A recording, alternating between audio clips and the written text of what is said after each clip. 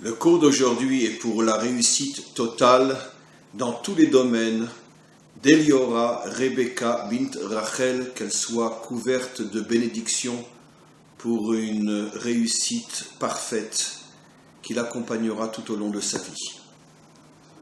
Voilà, on est aujourd'hui le mercredi 31 juillet et on va reprendre notre cours dans le Tanya, Sha'ar HaYichud Ve'Emunah, avec mon fils Mendel. On est arrivé au 3e chapitre. Donc ce qu'on va faire maintenant, c'est un petit peu de lecture avec un minimum d'explications. Et après on s'arrête et on rentre plus dans les détails.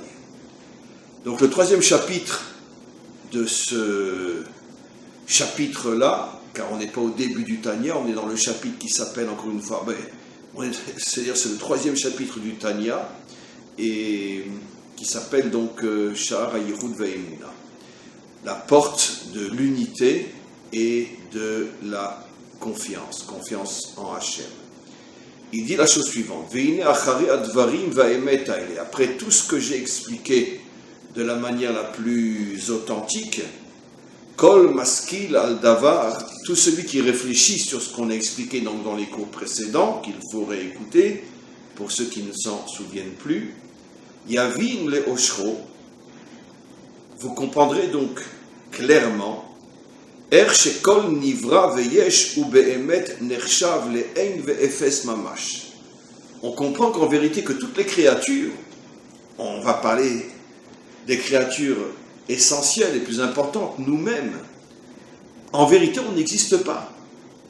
On a l'impression que l'on existe, mais en vérité, dit-il, si vous réfléchissez bien sur ce que j'ai expliqué jusqu'à maintenant, vous allez comprendre, je reprends la phrase, Shekol nivra, que toute créature, veyesh, bien qu'elle croit qu'elle existe, ou be'emet, en vérité, nershav le'ayin, elle n'a aucune existence réelle, ve'efes mamash, et c'est comme si elle n'existait pas. Pourquoi?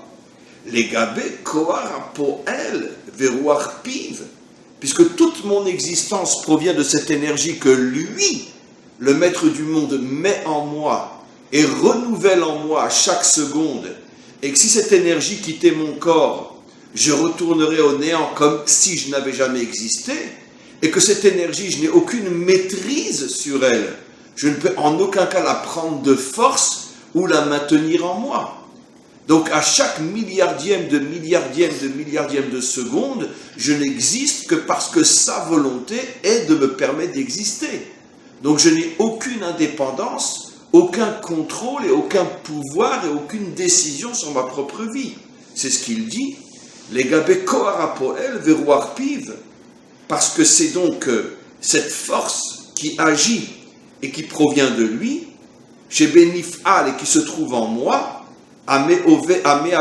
qui me permet d'exister, tamid, en permanence, omotsio me'ain mamash leyesh, et c'est ce renouvellement d'énergie en moi qui constamment me sort du néant et me permet d'exister.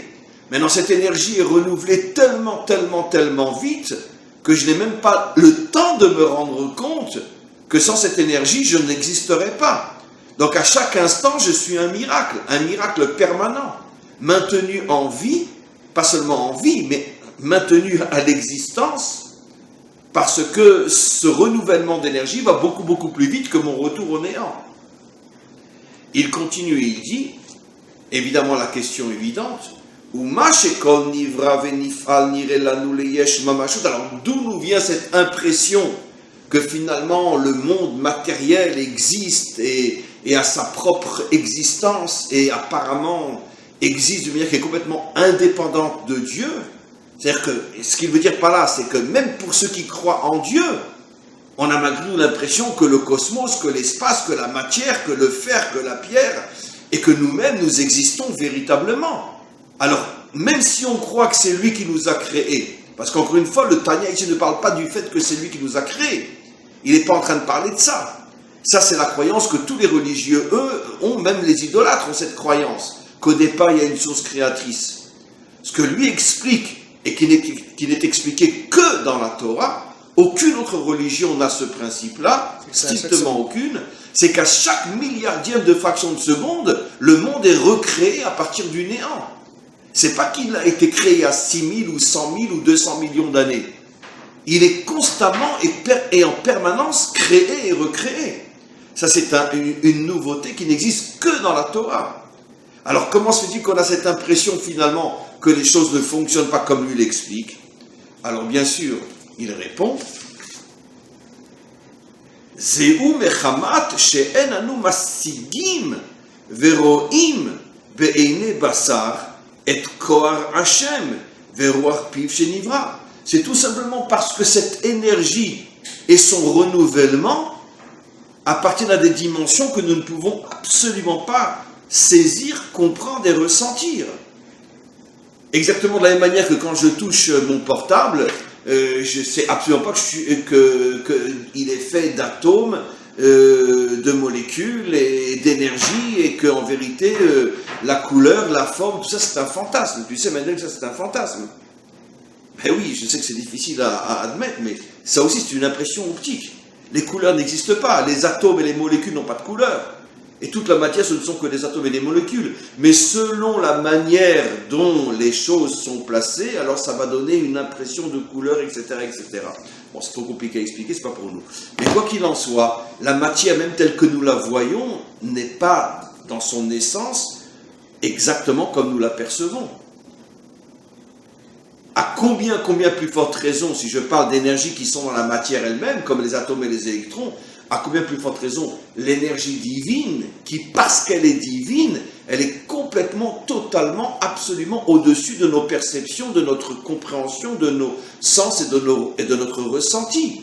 Donc comme on n'a aucun lien, on pourrait dire, par rapport à notre ressenti et notre compréhension, on n'a aucun lien avec cette énergie. C'est la raison pour laquelle on peut en arriver à conclure que finalement, bon, ben, tout ça c'est un fantasme, c'est faux, j'existe, un point, c'est tout. Voilà. Et donc, de la même manière, on peut donner un exemple très simple, il n'est pas de moi, mais il est connu. Imagine-toi imagine-toi un monde dans lequel les bébés seraient pris à leurs parents dès leur naissance et vivraient dans un monde complètement à part. D'accord ? Et quelqu'un viendrait leur dirait, vous savez que vous êtes nés de parents et vous étiez au début une graine, une semence, et que vous avez évolué pendant 9 mois et que vous êtes nés, que vous n'étiez pas du tout au départ comme vous êtes aujourd'hui, et même vous n'étiez même pas existant avant que vos parents se marient et vous conçoivent. Alors que c'est quelque chose qui existe dans notre monde. Personne n'y croirait. Au début, c'est pas à chaque instant. Oui, non mais même ça, je veux dire, même ça qui fait allusion à quelque chose qui existe dans ce monde, même ça, un être humain ne pourrait pas le croire. Comprends ? Supposons encore une fois que tu aies pris un enfant à la naissance, tu le mets sur une île déserte, il grandit tout seul parce qu'il a de quoi manger et de quoi vivre, et il ne voit aucun être humain, même pas des animaux qui font des enfants. D'accord ? On pourrait imaginer une expérience comme ça, et tout d'un coup, à l'âge de 30 ou 40 ans, quelqu'un viendrait et lui expliquerait d'où il vient. Il ne le croirait pas. Il ne le croirait pas. Il dit quoi ? Moi j'étais une goutte, moi j'étais une graine, et il ne le croirait pas. Et pourtant, ce sont des choses qui appartiennent à ce monde. Donc on n'a pas à s'étonner du fait qu'on ne peut pas admettre, on peut au mieux croire, mais on ne peut pas comprendre. On pourrait dire avec une intelligence pragmatique, mathématique, on ne peut pas croire à ce que le Tanya explique. Ça révèle de la émouna, ça révèle de la croyance, mais c'est pas quelque chose que l'intelligence naturelle et matérialiste peut admettre. Donc c'est ce qu'il explique. Aval, seulement sache, ilou nitna reshut le'ein lirot. Mais si nos yeux tout d'un coup pouvaient capter cette énergie qui permet à tout ce qui existe d'exister, ou le'asig et achayut ve'aruchaniut shebechol nivra, si on arrivait à voir tout d'un coup cette énergie extrêmement immatérielle qui se trouve dans chaque chose, dans ce monde et dans tous les mondes, Ashofea bo memotse pi Hachem veroa pit, qui vient directement, encore une fois, de la volonté d'Hachem. Lo aya gashmiyut anivra, regarde ce qu'il dit bien, vechomro ou mamasho nir'e klal leinenu. Si on pouvait voir cette énergie, elle prendrait tellement de place et de force à nos yeux qu'on ne verrait même plus la matière. La matière disparaîtrait. Tellement on ne serait capté que par cette énergie qui est finalement la seule véritable existence. Et la matière n'est qu'une illusion qui cache cette énergie. Je vais faire encore une phrase ou deux, puis après on va faire descendre ces choses-là dans la réalité, parce que ces notions telles qu'elles sont écrites dans le Tanya, si on les laisse comme ça, bon, c'est de la philosophie juive, mais concrètement, comment ça me permet de changer ma vie? Donc on va donner des exemples, mais je continue encore. Qui ou batel b'mitziut, parce que la matière en vérité n'existe pas face à cette énergie. Les gabé achayut, par rapport à cette énergie aruchanit immatérielle shebo qui se trouve dedans. On va s'arrêter là pour l'instant. Et je vais donner des exemples. Des exemples qui apparemment n'ont rien à voir avec le texte, mais qui sont l'application concrète. Et derrière Agav, j'ouvre une parenthèse, Mendel, il faut savoir que quand on étudie un livre qui parle des secrets de la Torah, si on ne fait pas l'effort d'habiller après ces notions dans la réalité la plus simple, la plus concrète, ça ne sert à rien d'étudier. Ça reste des notions purement philosophiques, purement abstraites, qui n'ont aucun sens. Alors on a besoin du Tanya, mais il faut savoir que la Tanya, c'est comme une clé qui ouvre une porte. Si quelqu'un il a une clé dans la main, mais qui ne rentre pas dans la maison, à quoi lui sert la clé? Et la porte, c'est ce qui nous permet d'entrer dans la réalité. Qu'est-ce que ça veut dire concrètement? Et je vais donner un exemple très simple. Ok? On va prendre 3 personnes. C'est un exemple que j'ai déjà donné dans différents cours. On va prendre quelqu'un qui est laïque, quelqu'un qui est croyant, pratiquant, chez les juifs on va dire, croyant, pratiquant, mais qui n'étudie pas vraiment les secrets de la Torah, et quelqu'un qui étudie le Tanya et qui l'a bien intégré. C'est-à-dire il l'a compris et intégré. Et aux 3, je vais leur... Alors maintenant, les 3, d'accord, sont tous les 3 des, on va dire, des hommes d'affaires qui ont réussi sur le plan professionnel. D'accord? Je vais interroger les 3 et je vais leur poser la même question. Comment tu es arrivé à une telle réussite? Je vais interroger le laïc. Dire, comment tu as fait pour avoir une si belle réussite à 40 ans? Tu es déjà à la tête d'une belle somme. Comment tu as fait? Il va me dire, écoute, tu sais, quand moi j'étais jeune, tous mes copains, mes copines, ils sortaient en boîte, et bon, ils n'étaient pas très sérieux dans les études. Moi, j'ai décidé que je voulais réussir ma vie. Dès l'âge de 15-16 ans, j'ai dit au revoir à tous mes copains, copines. Je préparais mes examens, je travaillais, j'étais le meilleur en classe, et puis j'ai continué, je suis rentré dans une très très bonne école de commerce. Là, pareil, j'ai sacrifié tous les plaisirs que les jeunes recherchent, et qui ne les mènent pas à grand-chose. Et moi, j'ai bossé. J'ai décroché le meilleur diplôme de l'école. Et après, je me suis entouré d'une très très très bonne équipe, parce que comme j'étais quelqu'un de capable, je savais discerner qui pourrait être avec moi ou non. On a travaillé sérieusement, entre 12 et 14, parfois 16 heures par jour, et 6 jours sur 7, et sauf le non, on va venir à la rigueur, même le Shabbat à la rigueur. Et voilà, et j'ai travaillé, j'ai investi depuis l'âge de 15-16 ans. Aujourd'hui, j'ai 40 ans, et c'est normal que je sois à la tête de quelques millions, parce que je suis un homme sérieux. Très bien. Première réponse. On va maintenant demander à quelqu'un qui fait le même métier, qui a plus ou moins la même réussite, mais qui est quelqu'un de pratiquant, mais pratiquant, ça veut dire, traditionnel, sans plus. D'accord? Comment tu as fait pour réussir?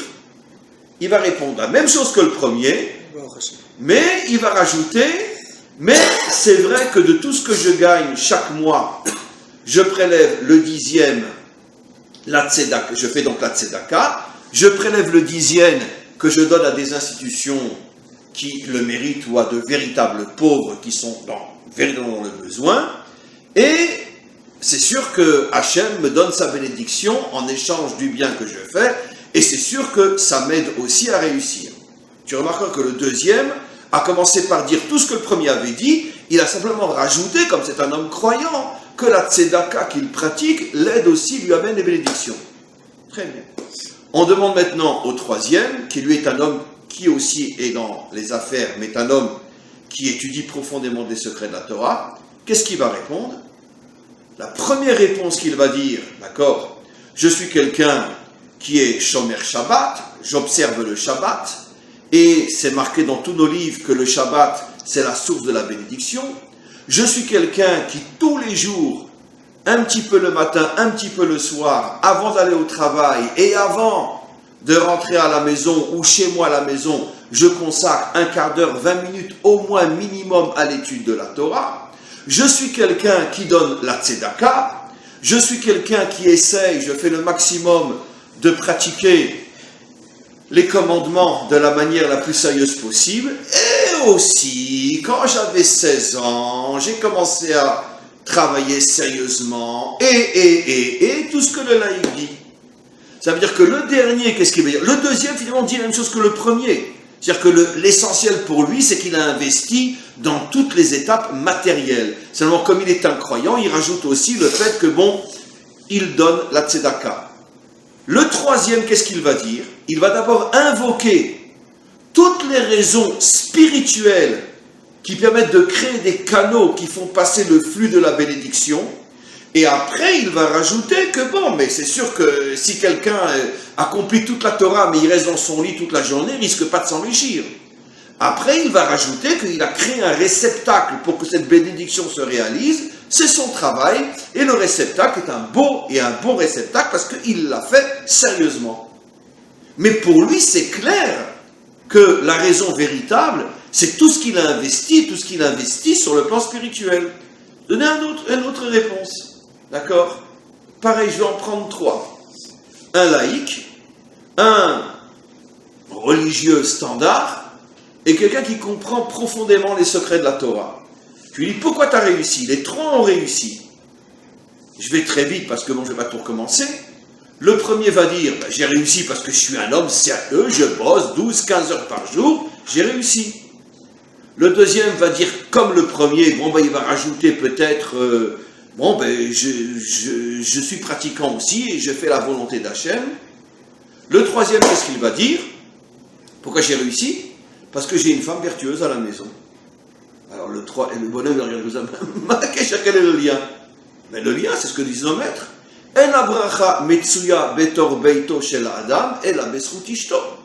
La bénédiction ne se trouve dans la maison d'un homme que par le mérite de sa femme. Et comme j'ai une femme vertueuse à la maison, automatiquement, elle est pour moi le canal qui permet à la bénédiction de rentrer dans notre maison et se déverser après dans mon bureau. Il ne va pas forcément évoquer le Shabbat, l'étude de la Torah, la Tzedaka, parce qu'il va remonter à la source première, disent nos maîtres, de la bénédiction. Quand un homme vit avec une femme vertueuse, elle est source de bénédiction. C'est vrai que nos maîtres le disent aussi pour le Shabbat et pour l'étude de la Torah, mais ils le disent aussi pour l'épouse. Beaucoup plus de gens évoqueront le Shabbat, évoqueront la Torah, mais très rares ceux qui évoqueront l'épouse. Parce que ça, c'est déjà quelque chose de tellement plus profond et tellement plus mystérieux que peut-être on ne l'évoquera pas. Qu'est-ce que je veux dire par là? Je veux dire par là que dans notre monde, il y a 2 types de chemins qui amènent la réussite dans tous les domaines. L'effort dans le monde matériel et l'effort dans le monde spirituel. Ce que le Tanya veut nous faire comprendre, c'est qu'un vrai juif doit toujours comprendre, ressentir et évoquer que la première véritable raison de ma réussite sur Terre, dans tous les domaines, c'est d'abord l'énergie spirituelle que je reçois grâce à mes actions spirituelles. C'est ce qu'il dit. Ça, c'est l'application concrète de ce qu'il explique. Maintenant, je pourrais donner des exemples dans tous les domaines. D'accord? Une guerre, les soldats se sont retrouvés dans des conditions, lo alenu, terribles. D'accord? Une partie est sortie vivant, même pas blessée. Et tu interroges dans le groupe de soldats, des soldats conscients de la vérité et d'autres, des soldats standards. les standards vont dire, ah ben parce que je me suis bien entraîné, je suis un bon viseur, je suis un sacré bagarreur, je suis un bon guerrier, bref, je suis un héros. D'accord? Et les autres vont répondre, pourquoi? Parce que je me suis accroché de toutes mes forces à Hachem, j'ai fait ce que la Torah me demande, qu'avant de rentrer sur le champ de bataille, j'ai dit de toutes mes forces, de toute mon âme, Shema Yisrael, Hachem Elokeinu, Hachem Echad. Il m'est arrivé pendant le combat d'avoir quelques secondes de répit, où il y avait un cessez-le-feu. J'ai sorti un livre de Teilim que j'avais avec moi, j'ai lu quelques psaumes, alors que tout le monde fumait une cigarette ou buvait un café. Moi j'ai dit non, la priorité c'est lire quelques psaumes. Voilà pourquoi je suis resté vivant, je ne suis même pas blessé. Ça veut dire qu'on doit toujours avoir ce réflexe un homme qui est véritablement attaché à Hachem invoque toujours la raison spirituelle avant toutes les autres raisons. Maintenant, le Tanya va beaucoup plus loin que ça, Mendel. Il dit qu'en vérité, si on était véritablement conscient de la force que l'énergie spirituelle déverse dans ce monde, on ne parlerait même pas de la raison matérielle. Il va encore plus loin que tout ce que j'ai dit. C'est ça que j'ai fait exprès de le citer lui en dernier. Ça veut dire qu'en vérité, même un homme d'affaires qui a réussi parce que sérieusement il travaille sérieusement, mais qu'il étudie la Torah, il est shomer Shabbat, il a une femme vertueuse, il donne la tzedaka. Le Tanya dit que, en vérité, la seule réponse qu'on devrait donner, pourquoi j'ai réussi? Pour toutes les raisons spirituelles. Il n'invoquerait, si on arrivait à voir, parce que moi j'ai parlé de quelqu'un qui a uniquement la Emouna. Le Balatania va beaucoup plus loin. Il dit, si on arrivait à voir, on aurait honte d'évoquer même la raison matérielle. On n'évoquerait que la raison spirituelle. Et c'est ce qui se passera au moment de la délivrance. Au moment de la délivrance, on n'évoquera plus les raisons matérielles. Pas qu'on va négliger ça, mais ça sera tellement évident pour nous que la raison matérielle n'est qu'un détail par rapport à la raison spirituelle, que c'est comme si quelqu'un, il est milliardaire en euros, il va aussi dire qu'il a quelques centaines de milliers de pesetas dans une banque en Espagne. Si tu as des milliards d'euros en France, tu as besoin de dire, oui, mais j'ai aussi quelques centaines de milliers de pesetas dans une banque en Espagne. C'est ridicule après avoir dit que tu avais des milliards d'euros en France. Donc c'est ce qu'il nous dit ici le Tanya. Un jour viendra où on verra que la seule vraie réalité, c'est la réalité spirituelle, et on aura honte même d'évoquer la réalité matérielle. Non. Pas que, encore une fois, qu'on va l'abandonner, la réalité matérielle, mais on aura honte de l'évoquer. Maintenant, qui c'est qui vit à ce niveau-là aujourd'hui? Au moins au niveau de la Emouna, de savoir que finalement, c'est véritablement les forces spirituelles qui nous permettent de réussir dans tous les domaines. Mais c'est pas que ça, parce qu'il y a plein de gens qui sont peut-être plus sérieux que d'autres dans la Torah et les mitzvot, et ils ne sont pas plus riches que les autres. Alors, d'abord, je dis oui et non.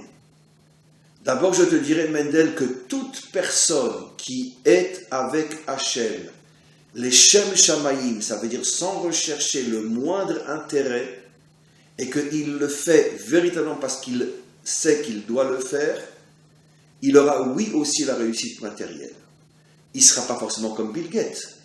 Mais la réussite matérielle, la définition de nos maîtres, c'est qu'il a tout ce dont il a besoin. Oui, mais n'importe quel religieux, même religieux standard, il fait quand même plus que Bill Gates. Comment? Il fait quand même plus que Bill Gates. Oui. Bah alors. Mais donc problème... il devrait en avoir autant, c'est pas plus.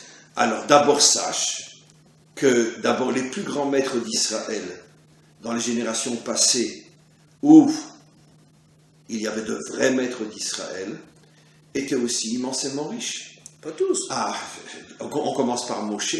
Rabbi Akiva était Rabbi Akiva était très riche, il était le fils d'un milliardaire. Non, c'était le gendre d'un milliardaire. D'accord, le gendre, mais après... Mais c'est à la fin, oui, mais ça s'est passé... Au départ, il n'a pas reconnu, mais je parle... Oui, donc il a reçu de l'argent de quelqu'un, ça s'est passé à richesse. Je parle des deux qui ont construit toute la Torah chez Béalpé, Rabbi Yehuda Anassi, qui a construit la Mishnah, et Rav Ashi qui a construit le Talmud. C'était les deux hommes les plus riches de leur génération, autant que César. Nos maîtres disent que sur la table de Rabbi, il y avait exactement tout ce qu'il y avait sur la table de César à cette époque-là. Au point que le César Antoninus, quand il a entendu parler de ça, qu'il y avait en Israël, alors qu'Israël était soumise et détruite, un homme aussi riche que lui, il a voulu le voir de ses propres yeux, il est venu le voir, et on connaît la fin de l'histoire, finalement il s'est converti, il est devenu l'élève Antonien, il est devenu l'élève de Rabbeinu Akadosh. Antoninus, je crois, je ne sais plus, Antoninus, bon, peu importe s'il y a un G ou pas un G. Mais quoi qu'il en soit, et Ravashi qui a écrit le Talmud, qui a fait écrire le Talmud, était aussi, lui, aussi un homme extrêmement riche. Dans les deux cas, c'est des gens qui travaillaient, mais ils avaient une telle réussite matérielle, ils travaillaient 5 minutes, et ils avaient sans doute aussi une intelligence hors du commun, qui leur permet de savoir exactement ce qu'il faut vendre, à quel moment et à qui, etc. Mais peu importe. Et toujours, on a eu dans l'histoire des gens qui étaient vraiment, vraiment attachés à Hachem de la manière la plus pure, et ils sont arrivés même sur le plan quantitatif à une grande richesse. Maintenant, encore une fois, si tu demandes à un maître authentique, est-ce que tu voudrais être milliardaire? Je pense que la plupart répondraient non. Je veux simplement que Hachem me comble de tout ce dont j'ai besoin pour pouvoir étudier la Torah, pour pouvoir entretenir ma famille, que mes enfants aillent dans de bonnes écoles, que je puisse les marier, etc. Ce qui est déjà beaucoup d'argent. Mais je ne pense pas qu'un maître authentique, sauf Rabbi, parce qu'il avait besoin de rassembler tous les maîtres de son époque, de les entretenir pour écrire la Mishnah. Pareil pour Ravashi. On ne parle pas de maîtres, mais même les individuels. Ils ne feraient pas tous la manche si... mais est-ce qu'ils n'ont pas une Torah authentique? Moi, mais ils sont plus authentiques que ceux qui ne sont pas du tout religieux. Non, je ne suis pas d'accord avec toi, Mendel. Je dis que pour moi, ça n'existe pas. Si un homme est authentique avec Hachem, c'est impossible qu'il fasse la manche. Et s'il le fait, c'est parce que, tu te laisses piéger par la vitrine. Tu crois, peut-être parce qu'il a une grande barbe et un grand chapeau, il est authentique, tu sais comment il vit avec sa femme, avec ses enfants, avec ses voisins, tu n'en sais rien. C'est impossible, la Torah le dit des milliards de fois. Il y a pas de gens qui ont des catastrophes, il a eu une opération à faire ou deux mariages à faire. Je ne parle pas de ça, non, je parle de réussite matérielle. Après, il y a les épreuves. Rabbeinu Akadosh était aussi riche que César, mais la Gemara dit qu'il avait des souffrances physiques, il avait une maladie qui ne le lâchait pas pendant pratiquement toute sa vie. Je ne parle pas de ça, ça c'est des épreuves. Mais sur le plan, si tu veux, parce que là on parle, j'ai pris le exemple de réussite matérielle, je te dis, je t'affirme, toute la Torah dit, répète sans arrêt que si quelqu'un va avec Hachem d'une manière authentique, Hachem lui donnera la bénédiction. D'ailleurs, ça commence par la première lettre de la Torah. Le bête de Bereshit, non, mais pourquoi? C'est la première lettre du mot bracha, bénédiction. Pour dire que si quelqu'un commence et suit la Torah, il aura avec lui la bénédiction. Maintenant, la définition de la bénédiction, c'est pas forcément que j'ai 50 000 comptes en banque et que j'ai 50 voitures. La bénédiction, c'est que j'ai tout ce dont j'ai besoin. Il ne me manque de rien. D'accord? Je n'ai jamais dans ma vie, d'accord? Jamais dans ma vie rencontré un homme de Torah authentique qui faisait la manche et qui était dans le besoin. Pas la manche, mais qui était dans le besoin, je n'ai jamais rencontré. Qui est peut-être serré. Non. Si c'est quelqu'un d'authentique, il a tout ce dont il a besoin. Maintenant, l'authenticité, c'est pas à toi et à moi de la juger, parce que tu sais, on sait très bien qu'on vit dans un monde aujourd'hui où l'habit ne fait plus du tout ni le moine ni le rave, ni le moine ni le religieux. L'habit ne veut strictement rien dire aujourd'hui. Mais si quelqu'un, encore une fois, est authentique, c'est sûr qu'il aura tout ce dont il a besoin. Maintenant, l'authenticité, c'est pas forcément le même niveau pour un et pour l'autre. Selon l'âme qu'il a, selon ce que Hachem attend de lui, le niveau d'authenticité. C'est d'ailleurs pour ça qu'il y a des épreuves. Pourquoi justement les justes sont généralement plus éprouvés que les hommes standards? Parce que justement, c'est pour tester leur authenticité. Est-ce que tu continues à être avec moi, même si je te donne l'impression, moi, Hachem, de ne pas être avec toi, puisque apparemment je t'abandonne et je te laisse tomber dans des épreuves absurdes. C'est le test de l'authenticité. Si vraiment, vraiment, vraiment tu es authentique, tu sauras que ta relation avec moi, elle est complètement, complètement au-dessus de toute notion de je te donne, tu me donnes. Et quand un homme arrive à cette authenticité, automatiquement il reçoit. Chacun a ses miracles, chacun a ses nesses, mais il reçoit. Alors, encore une fois, je veux dire, on voit des gens apparemment pratiquants, croyants, qui sont dans le besoin, on ne connaît pas leur vie. Et encore une fois, l'habit ne fait absolument pas le rabbin. Et combien de fois on entend, malheureusement, que Dieu nous pardonne, mais combien de fois on entend des gens qu'on pensait être des gens extraordinaires, on entend qu'ils ont eu un problème avec une femme, avec ci, avec ça, et on vit dans un monde aujourd'hui où jamais, jamais l'homme s'est autant déguisé derrière les habits qu'aujourd'hui. Jamais. Jamais. Il m'a fallu des années pour comprendre ça, mais le jour où j'ai compris, j'ai enlevé tous les habits. J'ai dit non, c'est fini. J'arrête de jouer la comédie. Je veux être authentique. Et l'authenticité, elle est dans l'air, dans l'être. Elle n'est pas ni dans le chapeau, ni dans la veste, etc. J'ai fini. Parce que bon, il faut des années pour comprendre qu'on vit dans un monde de vitrines. Dans notre génération, je n'aurais pas dit ça il y a 50 ans, il y a 100 ans, il y a 200 ans. Chas v'shalom, je n'aurais jamais dit ça. Mais aujourd'hui, on vit dans un monde de mensonges, un monde... Parce que bon, c'est le monde des smart-tops, de smartphones, c'est le monde de la publicité, c'est le monde... Et l'homme est devenu lui aussi une affiche publicitaire. Ah, je suis religieux, j'ai un chapeau. J'aimerais juste voir comment tu es avec ta femme. Ou avec tes maîtresses. Parce que le chapeau ne protège pas des maîtresses. Et donc, voilà, donc bref, je ne voulais pas rentrer dans cette discussion avec toi, Mendel, mais tu sais très bien qu'aujourd'hui, on vit dans un monde, dans une génération où la grande épreuve de la génération jeune, c'est qu'on ne peut plus faire confiance à qui que ce soit. Parce que derrière chaque personne se cache un être que tu ne peux en aucun cas connaître avec l'image extérieure. C'est le propre... Je dis, chaque génération a son épreuve. L'une des épreuves les plus importantes de notre génération, c'est que l'apparence n'est plus du tout significative de l'être réel. Plus du tout. Qui que ce soit. Mais, je continue à dire ce que je dis, d'accord ? Toute personne qui est véritablement authentique avec Hachem, et l'un des signes de l'authenticité, c'est que malgré les difficultés et les épreuves, il n'abandonne pas Hachem, au contraire, il se rapproche encore plus de lui, celui-là, finalement, c'est sûr qu'il aura une bénédiction inimaginable. Par rapport à ses besoins, un homme authentique, il a besoin de 3 voitures, il a besoin de 4 maisons, il n'a pas besoin de ça. Il a besoin d'avoir 100 millions d'euros en banque, il n'a pas besoin de ça, un homme authentique. Qu'est-ce que je vais en faire ? J'ai besoin d'assurer la possibilité de combler mes besoins et de pouvoir aider autour de moi ceux qui sont proches de moi. C'est ce que j'ai besoin. Plus, je n'ai pas besoin.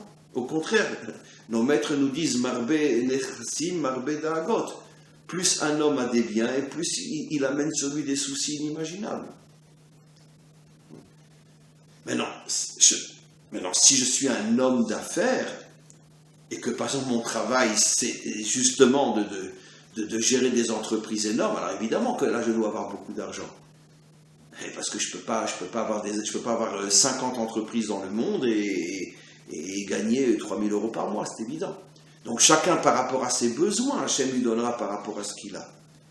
Donc si je suis un homme standard et que j'ai besoin justement d'un bon salaire et de vivre proprement et honnêtement, ben pour moi c'est la richesse, j'ai pas besoin de plus. Puisque j'ai pas de raison d'avoir 100 millions d'euros en banque, qu'est-ce que je vais en faire ? J'ai pas des entreprises et des nécessités qui justifient un tel argent. Donc pourquoi je l'aurais ? Mais par contre, j'ai tout ce dont j'ai besoin. Et ça c'est sûr, c'est vrai jusqu'à aujourd'hui. Donc c'est pour ça que j'insiste, Mendel, il faut que tu comprennes que si tu vois soi-disant un homme religieux, pratiquant, etc., qui est dans la miel la plus totale sur le plan matériel, je t'affirme, Mendel, qu'il s'agit de quelqu'un qui n'a qu'un habit. C'est une épreuve. Comment ? C'est une épreuve. Ou ça peut être une épreuve et donc ça sera passager, effectivement. Il peut aussi faire faillite et pendant 1 an ou 2 se retrouver sans rien. Ça peut être une épreuve. Mais ça sera pas quelque chose qui va rester. Parce que ça n'existe pas un homme attaché à Hachem réellement qui va passer 20 ans ou 30 ans et qu'il n'aura pas de quoi manger. Ça n'existe pas. Ça n'a jamais existé et ça n'existera jamais. Ça peut être une épreuve ponctuelle. Oui, ça oui. Quelques semaines, quelques mois, un an, mais ça ne pourra pas durer. C'est impossible. Par contre, des épreuves dans d'autres domaines, des maladies, choses que ça malheureusement, ça peut durer longtemps. Parce que ça, ce sont des épreuves qui n'ont rien à voir avec la réussite matérielle. La réussite, si tu veux, avoir de quoi vivre dans ce monde. La Torah affirme que si quelqu'un suit Hachem d'une manière authentique, sur le plan matériel, il ne manquera de rien. Et ça, c'est la Torah qui l'affirme. C'est toutes les parachutes, Bechukotai, etc. Et combien de versets? Et le schéma Israël qu'on récite tous les jours.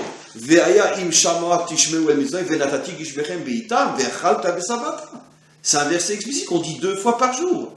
Si vous suivez mes commandements, je vous donnerai de bonnes pluies qui vous permettront d'avoir de bonnes récoltes, de ne manquer de rien et d'être rassasié. Traduit dans le langage moderne, ça veut dire que tu auras ce dont tu as besoin. Donc, c'est pas évident ce que dit le Tanya.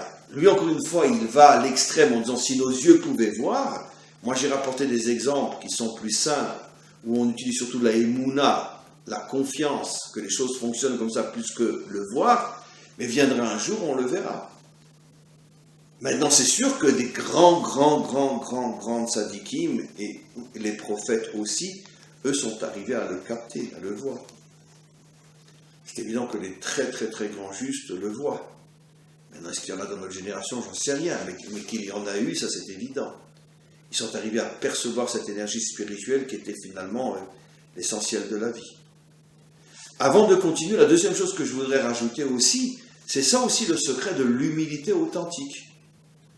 Comment un homme peut être véritablement humble?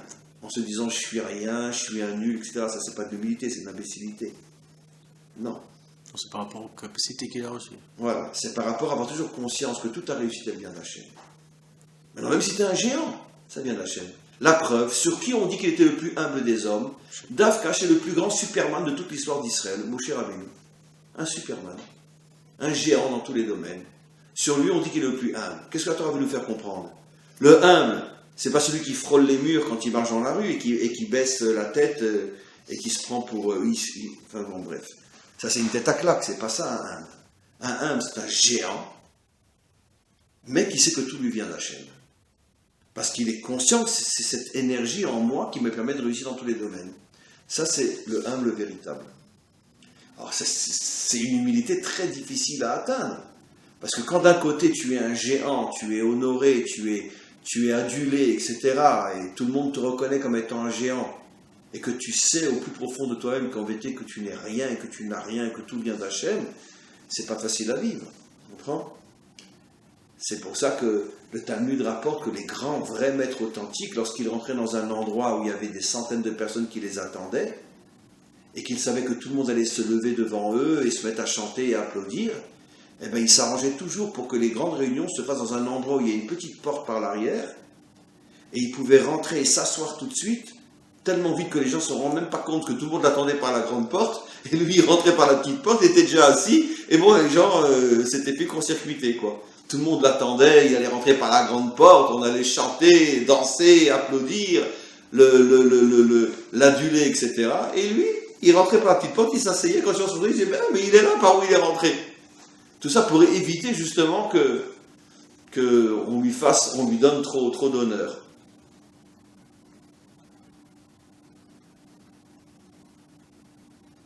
Voilà.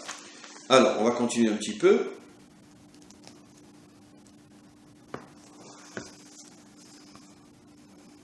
Alors, Me'achare, Shemibalde Aruchaniyut, puisqu'on doit donc comprendre d'une manière profonde, Haya ein ve'efes mamash kemo kodem sheshet yemei bereshit, comme on l'a expliqué. Bon, le Tanya se répète sur des notions qui sont très importantes, que sans cette énergie-là, on n'existerait pas comme avant les 6 jours de la création. Ve'aruchaniyut ashofea alav, et cette énergie spirituelle qui se déverse en moi, mais motse pi Hashem, qui provient donc de mot à mot de la bouche d'Hachem, puisque tout a été créé avec la bouche d'Hachem. Bon, c'est une métaphore, bien sûr, avec cette énergie qui sort de la volonté d'Hachem, Hulevado amotzio tamid, c'est cette énergie qui me permet de sortir constamment, mais efes ve'ayin le yesh ou me'aveoto, de sortir du néant et d'être quelque chose. Imken, bon, il se répète là, tout ça on a déjà expliqué. Imken, efes bilado behemet. Maintenant on comprend pourquoi on dit dans le verset En od milvado, il n'y a pas d'autre que lui. Et ce qu'il dit le Tanya, il n'y a rien d'autre qu'Hachem. D'ailleurs, je dis souvent qu'on aurait dû attendre jusqu'à Internet pour se rendre compte d'avoir une allusion dans notre monde matériel de ce que dit ici le Tanya. Je donne un exemple. Tu es devant ton ordinateur, tu es en train d'écrire quelque chose. Et tu as oublié de faire une fausse garde, une sauvegarde, pardon. Tout d'un coup, il y a une panne d'électricité, tout s'efface, comme si tu n'avais jamais écrit. Pourquoi ? Parce que à chaque milliardième de fraction de seconde, le texte que tu as devant les yeux est la conséquence directe d'une énergie constante qui permet à la lettre d'exister. Si tu débranches et que tu n'as pas sauvegardé, tout disparaît. Ce qui prouve que ça n'existait pas réellement. Tu n'avais pas une lettre et un mot devant toi. Tu avais une énergie qui donnait la forme que la lettre prend devant tes yeux. Mais dès que tu débranches, automatiquement la lettre disparaît. C'est la preuve qu'elle n'existait pas. Et bien je trouve que cet exemple d'Internet est exactement aujourd'hui l'application dans notre monde de ce que le Tanya ici révèle. On est nous tous comme des écrans d'ordinateur. Nos bras, nos yeux, notre nez, nos paroles, nos actions. Mais si on était débranché à la prise, tout disparaît. La seule différence, c'est que nous, on ne peut pas faire de sauvegarde. On ne peut pas dire à Hachem, écoute, je me garde, que tu ne pourras pas me détruire. Non. La sauvegarde, c'est la Torah. Oui, en vérité, notre sauvegarde, c'est la Torah, tu as raison. Mais tu as raison, la preuve, c'est que tous les peuples et toutes les civilisations et toute l'histoire a disparu, il ne reste que nous. De tous ceux qui étaient avec nous au moment où nous sommes nés, en tant que peuple, ils ont tous disparu. Comme ils ont refusé la Torah.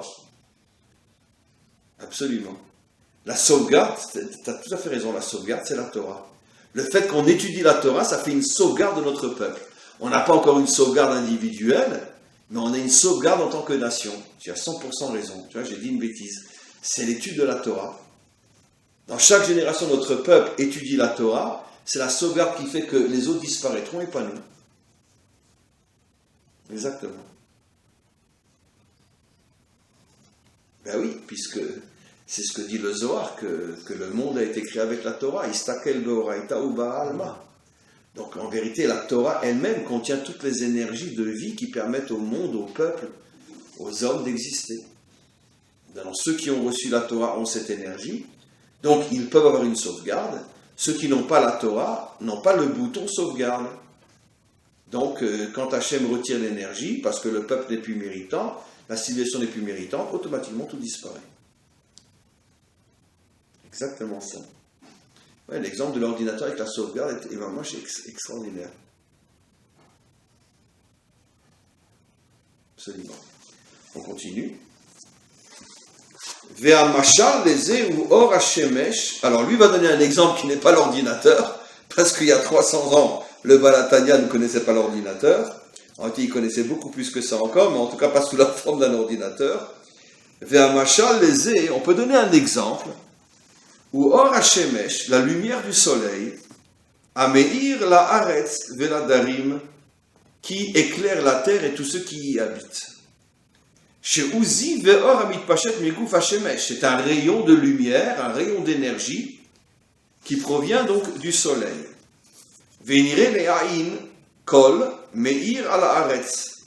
Et tout le monde peut voir cette lumière. On est aujourd'hui en plein jour, on est au mois de juillet, il suffit de regarder par la fenêtre, on voit une lumière magnifique, un ciel bleu, etc. Ala aretz ou bechalal haolam. Ve'ine, mais cependant, זה פשוט שאור וזיו הזה ישנו גם כן בגוף וחומר כדור השמש עצמו שבשמיים. Si cette énergie se propage à partir du soleil et s'éloigne et traverse des milliers et des milliers de kilomètres jusqu'à ce qu'elle arrive chez nous, à combien plus forte raison que cette énergie se trouve à la source, c'est-à-dire dans le soleil lui-même, par définition. Comme nous, avant de sortir un mot de ma bouche, la phrase était déjà d'une manière potentielle dans ma pensée. Donc je ne peux dire que ce que je pense. Mais la parole est visible dans le sens qu'on l'entend, mais la pensée, ce que je pense, si je ne le dis pas, personne ne va le voir. Donc cette énergie, elle, si elle existe dans notre monde, à plus forte raison qu'elle existe à sa source dans le soleil. Et qu'est-ce qu'il veut dire par là? She'im mitpashet ou meir lemir hakolka, puisque cette énergie est tellement forte qu'elle arrive à traverser de telles distances, kol sheken, à combien plus forte raison, sheyuchal le'air bimkomo mamash, que cette énergie se trouve à la source elle-même, et beaucoup plus puissante encore.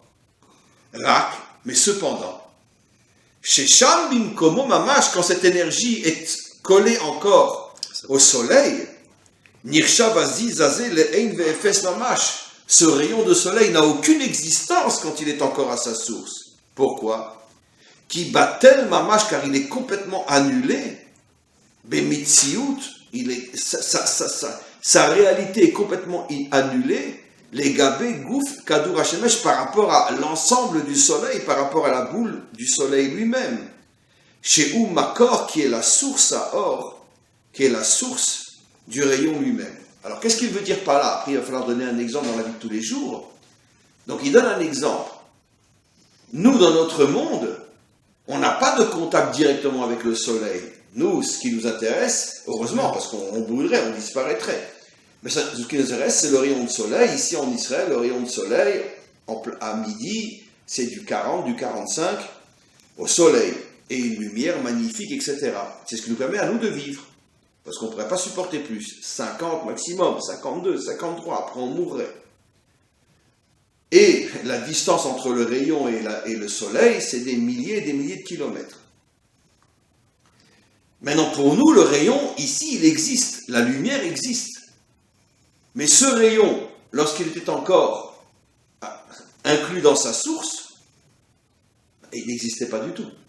Parce que la source elle-même, le soleil, est tellement des milliards et des milliards de fois plus puissante que le rayon n'a pas d'existence. Maintenant, on peut donner un exemple très simple dans la vie de tous les jours. Un homme veut avoir des enfants. Il a ses enfants dans sa pensée. Mais les enfants n'existent pas encore. Un jour, il va se marier, les enfants, il a décidé qu'il veut 3 enfants, il aura 3 enfants. Même les noms, il les avait déjà pensés. Mais les enfants n'existaient pas. Un jour, les enfants vont devenir des créatures en soi, indépendantes, qui continueront à exister même après les parents. Mais au départ, ces créatures n'existaient que dans la pensée du père et de la mère. Ça veut dire que quand l'existence est à sa source, au mieux, elle existe comme une pensée, mais c'est une pensée parmi des milliards d'autres et qui sont inexistantes par rapport au Père lui-même. Eh bien, c'est comme ça que tout fonctionne dans ce monde.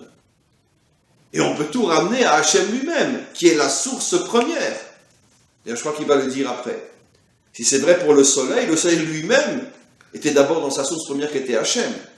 Donc en vérité, dans la source qui est Hachem, rien n'existe, il n'y a que lui, En Od Milvado, il n'y a rien d'autre qu'Hachem. Maintenant, quand on s'éloigne de lui, on commence à avoir le sentiment erroné d'exister et d'être indépendant. Plus un homme s'éloigne d'Hachem, et plus il sera orgueilleux, et plus il aura le sentiment d'exister indépendamment d'Hachem. Plus un homme se rapproche d'Hachem, et moins il a le sentiment, moins il est orgueilleux, moins il a le sentiment d'être indépendant, et plus il prend conscience de sa véritable source. Donc c'est pour ça que les peuples qui n'ont pas reçu la Torah, qui n'ont donc aucun moyen réel de ressentir la source authentique, parce que eux, ce que eux appellent Dieu sans la Torah, c'est uniquement des fantasmes et des inventions, parce que le seul vrai Dieu ne peut être dévoilé que par la Torah. Donc automatiquement, comme ils s'éloignent complètement de la véritable source, un jour Hachem dit, vous êtes tellement éloignés de moi, vous n'avez plus de raison d'exister.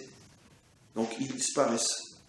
Mais nous qui avons la Torah, qui avons la possibilité en tant que peuple de ne jamais trop s'éloigner, et si on le veut, ça ne dépend que de nous, de se rapprocher de plus en plus, automatiquement on est toujours connecté à la véritable source, et on ne disparaît pas.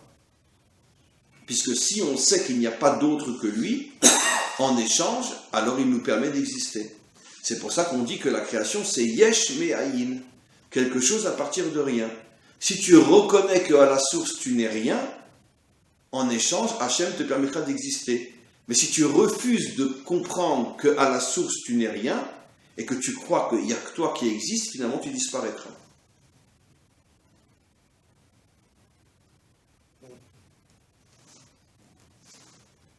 Concrètement, pour conclure, ça veut dire quoi finalement? Ça veut dire que même au niveau de l'étude de la Torah et de la pratique des mitzvot, on ne peut pas se contenter uniquement d'être au niveau du pshat, du sens littéral. On étudie la loi, on a compris les mitzvot, ça y est. Pourquoi? Parce que l'étude de cette partie de la Torah, même si elle est fondamentale, incontournable et indispensable, elle ne nous permet pas de comprendre les choses en profondeur, de ressentir véritablement le véritable secret de l'existence et de la vie. C'est pour ça que c'est très important d'étudier la Chassidut, d'étudier les secrets de la Torah. Et dans notre génération qui est tellement vitrine, peut-être plus que jamais. D'ailleurs, comme je dis toujours dans mes cours, c'est au fur et à mesure qu'on s'est éloigné d'Hachem que les secrets de la Torah ont commencé à se dévoiler dans notre peuple, parce que Hachem savait qu'on allait sombrer dans un mensonge inimaginable de la superficialité de ce monde. Et aujourd'hui, dans le monde matériel, dans le monde occidental, le seul Dieu, c'est de la superficialité, la vitrine. Pourquoi tout le monde aujourd'hui se met des tatouages? J'ai longtemps réfléchi à ça. Pourquoi Dafka aujourd'hui? Parce qu'aujourd'hui, on ne vit que dans un monde de superficiel, de montrer une image. Même le corps, qui déjà est superficiel par rapport à l'âme, même le corps, on ne supporte plus. On veut encore plus superficiel que le corps. Alors on se met un tatouage. Même le corps, on ne le considère plus comme la finalité du superficiel. On veut encore plus superficiel que le corps lui-même. Ne parlons pas de l'âme. C'est pour ça qu'aujourd'hui, c'est très important non seulement d'étudier, mais d'étudier la Chassidut, d'étudier les secrets de la Torah, d'étudier le Zohar, d'étudier la Kabbalah, si on peut. Sinon, on ne peut pas. Sinon, on sombre complètement dans le monde là, du superficiel, du faux. Et encore une fois, ça n'a rien à voir si on a une barbe et un chapeau. Si quelqu'un a une barbe et un chapeau, mais qu'il étudie que le côté littéral de la Torah, qu'est-ce que je fais, qu'est-ce que je ne fais pas, lui aussi va sombrer complètement dans la vitrine. Peut-être moins qu'un autre, mais il sombrera complètement aussi dans la vitrine. C'est-à-dire pour ça aujourd'hui que les gens font très attention à paraître religieux. Tu comprends? Il faut que j'ai l'habit qui montre que j'appartiens à cette mouvance. Parce que si quelqu'un il est fondamentalement religieux à l'intérieur, il n'a plus besoin de la vie. Il a besoin de la vie au niveau de la halakha, il est obligatoire d'avoir une kippa, il doit avoir une barbe, la halakha le demande. Mais il se contente de l'habit halakhique, pas de l'habit vitrine. Parce que l'habit vitrine, il montre qu'en vérité on a un problème intérieur.